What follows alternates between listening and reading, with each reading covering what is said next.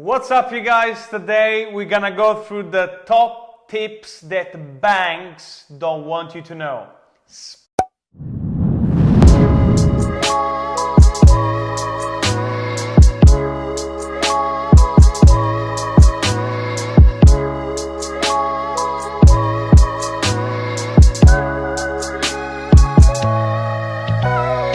Today the special guest, we have a Victor Lagos. Victor, how you doing, mate? Hey, how you going? Good to see you, mate. You Good too? to see you, man. Thank you for making time for me, man. I know you're a busy man, especially in these times. Okay, so Victor, he's been in finance for since 15 years. Wow, that's a long time, man. You look very young. Wow, you're born in a bank. There you go.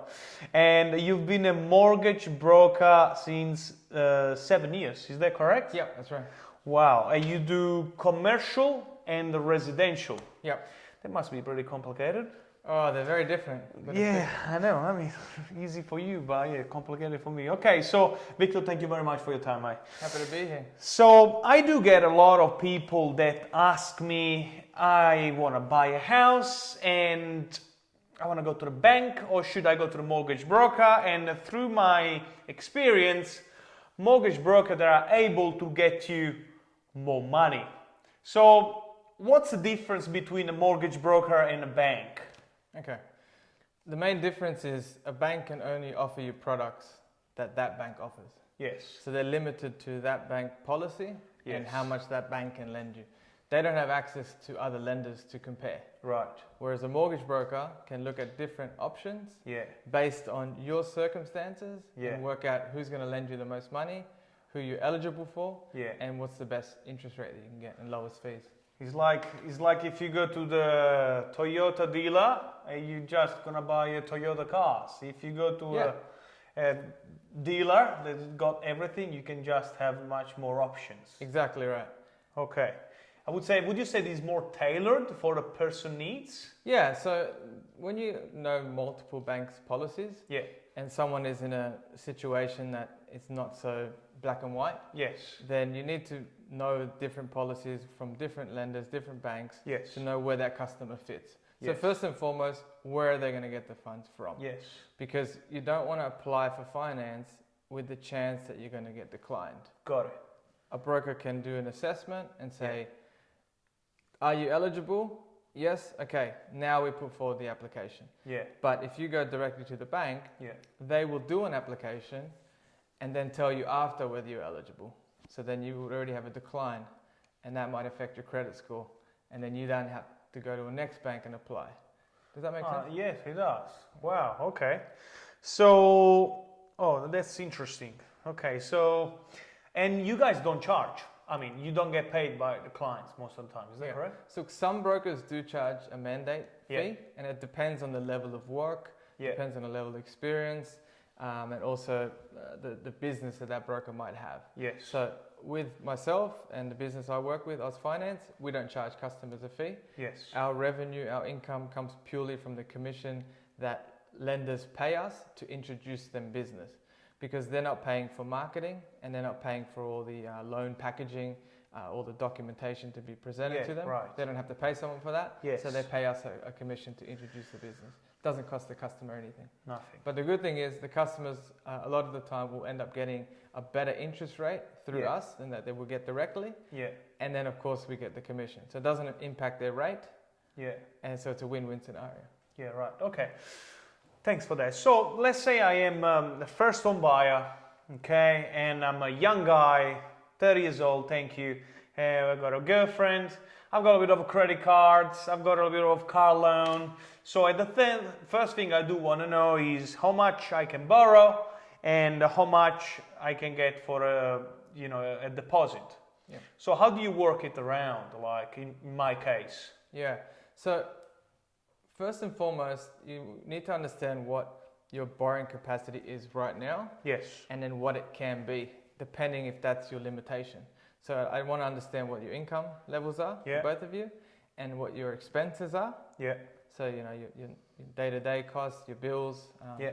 and then of course your financial commitments. Like you mentioned, car loan, credit cards. Yes. So if those cards are maxed out, then the first thing you want to do is pay those down first. So if I got a credit card and I've got $8,000 to my American Express, pay it all out. Yeah, because at the same time you're wanting to save funds for a deposit, right? Yes. But if you've got debt owing, right, that's actually impacting your borrowing capacity. Got it. So but if you just carry a card Yes. and you clear the balance every month because you're getting points, Yes. reward system, but the bank gave you a high credit card limit, Yes. you'd want to reduce that to as low as possible. So for example, you have an $8,000 credit card, you might be able to drop that to say $2,000 or $3,000. Right, okay. And that will help you with the borrowing capacity. Okay. Yeah. What about if you meet people, sometimes I spoke with someone, they never had a credit card, but they now want to buy a house. Yeah. What's your tip? What's your advice to get a little bit of credit availability to show to the different lenders that you can borrow more? Yeah, so look, there's a thing called positive credit reporting, or in Australia we call it comprehensive credit reporting. Yes. And that only really kicked off about 18 months ago to 2 years. And what that means is that the higher your score, the better your chances are of getting finance or credit. Yes. So typically I would look at it and say about 600 and above is a good score. Yes. Anything below that, it's usually because you've had something negative on your file. Yeah. But if you're new and you've never borrowed anything ever, then you need to create a credit file in the first place. So if you approach a bank and you're applying for finance and you've never had a credit file, that's a red flag to the bank, depending on your age. Of course, if you're 18 or 20 years old, it's expected. But if you're 30 and you've never had any debt and no credit, the bank's going to say, why? So getting an electricity bill, some sort of utility, that will create a credit file. And as long as you make your payments on time, you'll have a positive score. The older the file, so the longer you've had a credit file and you've never had any negative or late payments on anything, the higher your score will be. So let's say from a basic point of view, electricity bill, number one, and not everybody can get a credit card. Is that correct? Look, if you're earning an income, and it's steady, and you've got a decent credit score, then credit cards are pretty easy to get approved. Okay. As long as there's a surplus, meaning you have extra funds to afford a credit card after your rent or your outgoing expenses, then a credit card can be approved. If I have a kid and I want them to have a good future, do you think it's a good idea to get them a credit card? No. Why? No. So credit cards, the way I look at them from a couple of perspectives is, firstly, from a borrowing for a house, it's a negative because even if you don't use the card, the bank will look at the limit, at the potential of what you want to use it for. So if you've got a $5,000 credit card but you never use it, the bank will assume that you can use up to $5,000. Got it. And then that will impact your borrowing. Secondly, it reinforces the idea of spending money that you don't have. So when you're buying a house and you're wanting to teach your kids about building a property portfolio, you want to start the habits young. And the habits are putting money away for future benefit. So that is saving, right? It's delayed gratification. So that means that if you give them a credit card and they want to buy something right now, they don't have to save for it. So you're already putting them on the back foot. They buy it and then they have to pay it back later. So it's a negative pattern because you can't go to a bank to buy a house and say, can I have the funds? I don't have a deposit, but I'll pay it back later. No, you need to save up front, and the banks have what's called genuine savings. They want to see a pattern that you can put money away consistently for the future, and that's how they lend money to you. So. Got it. When is a healthy age to get a credit card to actually build some credit score?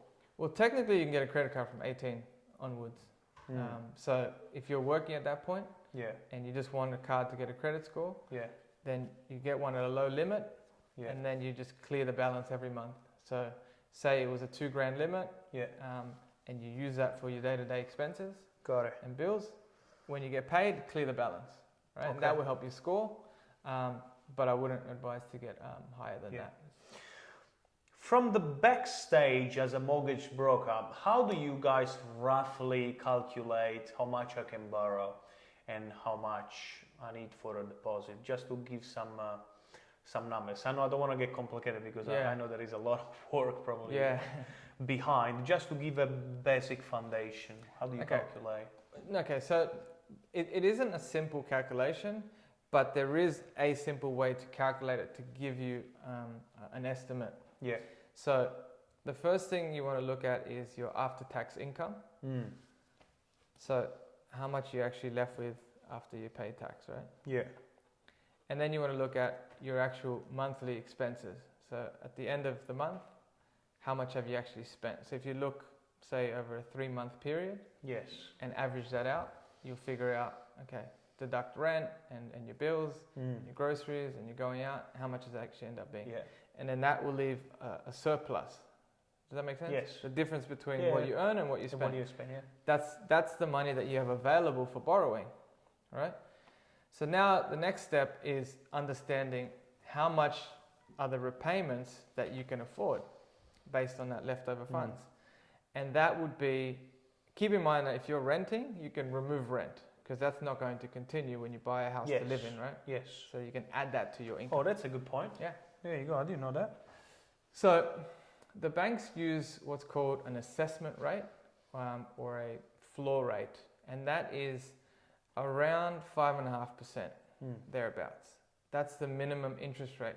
So at the moment, you can borrow money for, say, 2.5%. There is a 2.5% buffer on top of that interest rate that banks use in order to work out your borrowing capacity. Yeah. So what you do is you work out how much are your repayments at not 2.5%, but at 5%. Yeah. Does that make sense? Yes. So then, yes, I'm following. So then you use a calculator, a principal and interest repayment calculator, put 5% as the interest rate, and you put the loan amount. So if you wanted to buy a house for, say, $1 million, and you wanted to, you had 10% deposit plus stamp duty, then you would borrow 900,000.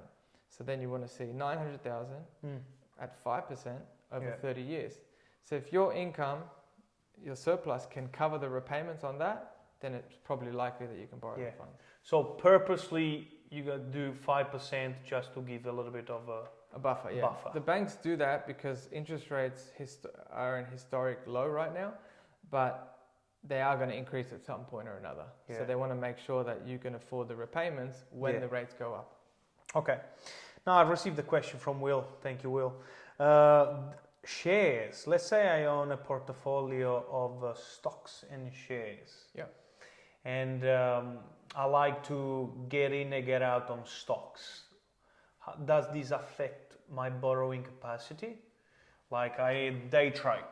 Yeah. I buy Tesla and I get out. I bought some Bitcoin and I get out. Yeah. So does this affect my borrowing capacity?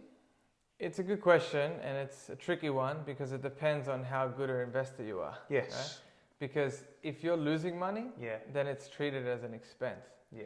But if it's not going down in value, and at least not going down, of course, if it goes up, it means you're a really good investor. Yes. But as long as you're not losing money, then it's treated as savings. Yeah, right. Because you're using money for future benefit, right? You're not spending that money. In exchange, you're investing, and it should grow in value. Yeah. But if you're trading and you track that and say, oh, I've actually lost 10 grand this month, and then you've lost 10 grand consistently for the last 6 months, well, it's not really an investment, right? Yeah. It's an expense. It is. Does that make sense? Yes. So, of course, affect. Okay. Yeah. Make sure you get invest profitable. well. Okay. So, nice. Thanks for that. Is there any other tips that I can have before I approach you to actually maximize my borrowing capacity, apart of, have some good credit scores and look after my expenses? Yeah. So expenses is an interesting one because the two things, there's a few things that are going to impact your borrowing capacity. Yes. Number one is how much you earn. Yes. Right? And then number two is how much you spend. So let's start with how much you earn. Yes. Okay. So if you're an employee and your income is a set amount, then there's not much you can do. Yes. But if you're getting bonuses or commissions, then it's important to ask a broker to say which bank or lender can I use my commissions or bonus to allow me to borrow more. So not every we say lenders, they treat bonuses and commissions The same. on No, as it's the different. same. And there's a reason for that. Wow. Because there's no way to predict if that's going to be continuous. Yes. Right? It's performance based. It is. Right? So a lot of lenders will want to see at least 2 years, Yeah.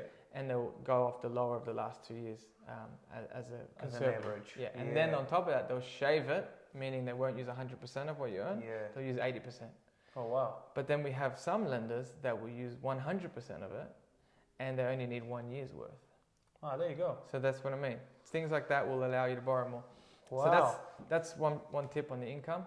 Also, your employment, right? So if you're casual and you're not permanent, then some lenders don't want to lend to you because your income is not consistent. If you take time off, if you get sick, then your income is not going to come through the door. But if you're permanent, you get sick leave, annual leave, and whatnot. Right? Yeah. So then some lenders will allow you to use casual income at 100% of what you earn, while others won't even accept that. So that's why it's important, I guess, what you mentioned about comparing the bank or the broker. So there's the income part. If you're now let's look at expenses. Expense, yeah. So what a lot of people don't know, and banks typically don't tell you this, is that similar to what I mentioned before about how they use an interest rate as a benchmark, they also use a minimum expenditure, and it's called HEM, Household Expenditure Measure. So those expenses were created by the Melbourne Institute, and all banks that are regulated by APRA, they call them ADIs, Authorised Deposit Taking Institutions, they all rely on the HEM. And the HEM changes all the time, it's updated, and that's dependent on where you live, so the postcode. It's dependent on how much income your household earns. Yeah. It's dependent on how many people are in your household, how many kids you have. Wow. So keep going. So based on where you live, how many kids you have, and what's the so for example, if you lived in the eastern suburbs of Sydney, and you had a family of 5, and you lived in, say, the western suburbs, they would expect that your expenses will be higher living in the east. Right? Of course, your income's probably higher too, but who knows, you might be on similar income levels, but the expenses are higher here. So what that means is that even if you're prudent with your spending, or you manage your money well, and you spend below that HEM, the bank will still use the higher. Does that make sense? Or use the higher limit, right? So if you're planning to borrow, you're planning to the higher limits means based on where I live and how many kids I've got. Yeah, okay. And I can't tell you what it is because it's a whole algorithm, right? It's built into the calculator, but a broker can check that. Yeah. You could ask a broker, say, based on my situation, what's the minimum expenses that a bank will use? And then you can review your expenses and say, am I spending that? Yeah. And then if you're spending more than that, you want to bring that down, right? Because you don't want to spend more because the bank will go higher of the two. Does that make sense? Yes, it does. So you got the HEM, if you spend here, they're going to use that. They got the HEM and you spend here, they're going to use that. Yeah. So you want to bring it to the HEM or below. Right? Yeah. Wow, that's interesting. Okay. I need to write down. Yes, next question. Does business loan affect my home loan? Okay, so now we're talking about self-employed, right? Yeah. So if you're self-employed, you can get a business loan. Yeah. And there's different types of business loan, whether it's a commercial property loan, whether it's a car lease, or equipment finance, or working capital loan. There's different types of business loans.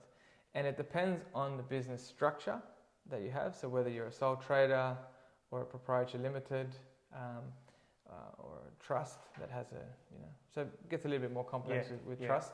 But essentially, if you're a sole trader and you've got a loan, it's exactly the same as if you got a loan in outside of, like for personal use. You're still liable for it the same way. So that's got to be included. If it's a company and you've got debt owing, then it depends on, like let's just say you've got equipment finance on your company. Yeah. That is covered from pre-tax income. Yes. Right. So then, if you're the sole director of that company, then you should still include the financial commitment meaning that the repayment has to be included, but the interest that you pay, you can add that back as income, because that's deductible interest that comes out before tax and before the net profit. It's an expense that you pay prior to tax. Does that make sense? Yeah.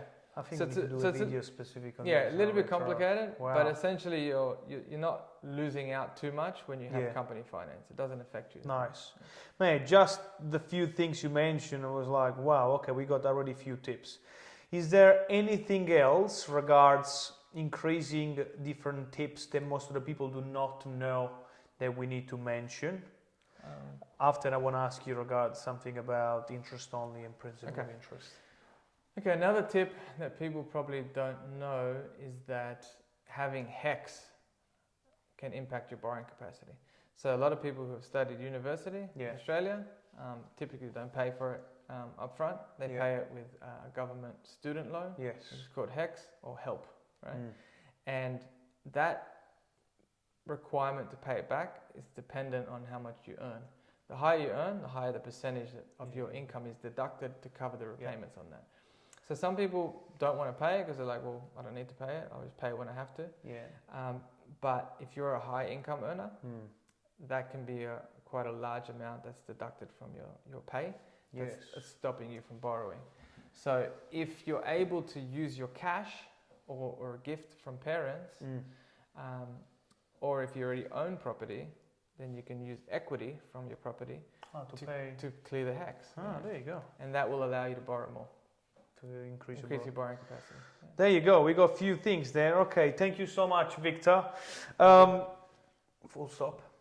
Should we talk about this in this video or no? Because I think we mentioned some good stuff. I thought it was the TAFE loan, not the HECS loan. That was no, HECS too. HECS too. Yeah, big time. There you go, bro. We got some juice in there. Do you think, is it better to put this interest only principle of interest in another video, or should we leave it like this? Or should I? Because I remember hearing that the loan, if your parents give you as a loan, it does affect because it's technically a loan. Yeah, that's the part you could probably ask that question. Yeah. So if you were going to get money from family, how does the bank look at that? Yeah. Okay. I do get a lot of people that say, I want to buy a beautiful unit in the eastern suburbs of Sydney, but I don't have all the money to buy in the eastern suburbs. I'm getting some help from my parents. How's that work? Okay, so the way that would work is depending on how the money is given to you. Yes. If the parents are lending the money or if they're giving it to you as a gift.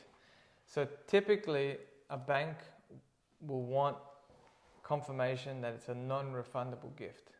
So parents will write a letter saying, I'm gifting my son or my daughter, $100,000 to help them buy their first property. Right.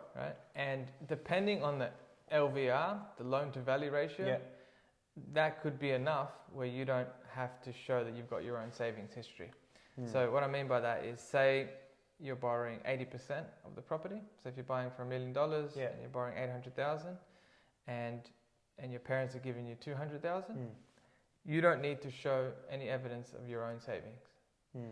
But if you're borrowing, say 90%, so say your parents are giving you 100 grand and you're borrowing 900,000 for $1 million property, then even though you're getting the money from your parents, the bank will still want to see that you've had some sort of savings history. Oh, really? Yeah, it's called genuine savings. So because when you borrow 90%, you have to get mortgage insurance, LMI they call it. And the insurer wants to make sure that you're going to be someone that's going to pay your debt back on time. And if you're just getting money from parents, how do they know that you've got a history of actually covering a mortgage? But a lot of people would actually intend to pay their parents back when they sell the property, or they have some sort of arrangement where they're going to pay the parents back. So this is where you have to have that stuff outside of the actual loan itself. You have an agreement, whether it's a verbal agreement, separate agreement, and the parents write up a letter to say that it's non-refundable. Right. Can they use their home equity to give to the son to buy a house? Yeah, so that's called guarantor lending. Yes. Yeah. So that also works. It's not as straightforward, and not every bank does it. So it's probably good to talk to a broker about it. But it depends on the parent's property and their circumstances. So for example, if the parents have their home and then they have an investment property, and they want to use the investment property as guarantor, then most banks that do guarantor loans will be fine with that, because then the parents are not putting their home at risk. Does that make sense? Yes. They're using the investment, right? Yeah. But if it's their home and that's their only property, Yeah. so the parents don't have any other property, they just have the home, then it really comes down to, can the parents afford the repayments if the kids stop making payments? Got it. So, Right? Because they want to make sure the parents Yeah. aren't going to lose their house. They don't want to let them end up on the street, right? and of course, depend how much they're asking as well. Yeah, and then that's the other thing. Do they have a mortgage owing? Right? If it's already paid off, then the risk is lower. But if the parents have got 50%, 60% LVR still owing against their home, and then they want a guarantor, then it gets a little bit trickier. But it's still possible. But the maximum that they can leverage their home, this is the guarantor, is 80% LVR. So that means that if you're the children and you're buying a property, you would borrow 80% from the bank for your portion, for your property. And then the other 20% plus the stamp duty will be secured against the parents, and that's the guarantor portion. Does that make sense? It does. Yeah. Wow. Okay. A lot of things to take on. Okay. Okay, great. Victor, thank you so much. Appreciate it. A lot of things I was not aware of. And thank you so much for your time. Of course, yeah. So if you want to reach out, Victor, I'm going to put the link below. Make sure you push the like button, subscribe. I'll see you next time. Spo.